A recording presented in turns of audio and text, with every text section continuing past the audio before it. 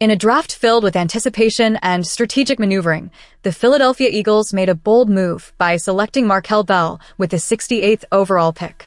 But as excitement filled the air, the Eagles found themselves in a long waiting game, a feeling that fans are all too familiar with.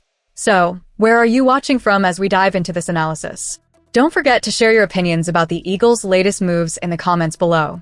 After landing Bell, the Eagles faced a lengthy pause before they could make their next selection.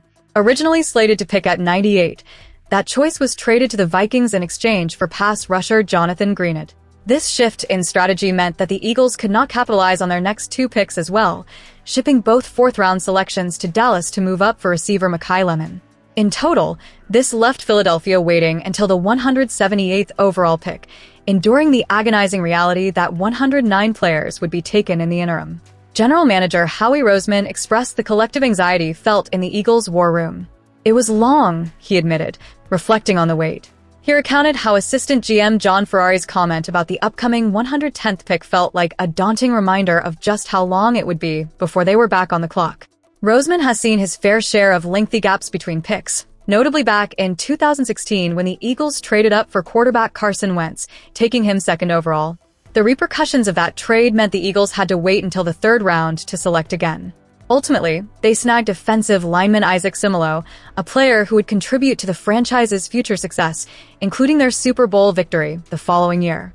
Fast forward to this year, and the Eagles transitioned from selecting Bell to quarterback Cole Payton at 178.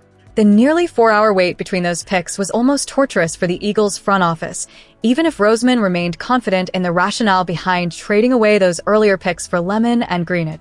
"We expect those guys that we traded up for to make a big difference on our football team," Roseman asserted, emphasizing the importance of securing difference makers in this draft.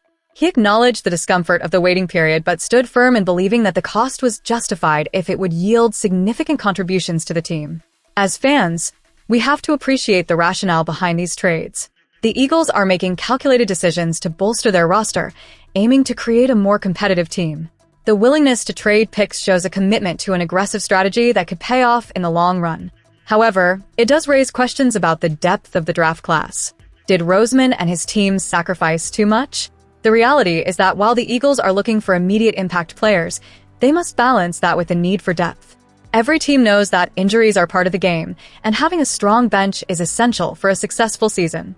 The trade-offs made in this draft will be scrutinized as the season progresses, and the efficiency of those acquisitions will ultimately determine whether this was a wise investment. As we look ahead, the Eagles' draft strategy will certainly be a hot topic among the fan base. How do you feel about the moves made in this draft? Are you optimistic about Bell and Lemon, or do you believe they could have done more with those picks? Join the conversation in the comments, and let us know your thoughts on how this draft will impact the Eagles' future.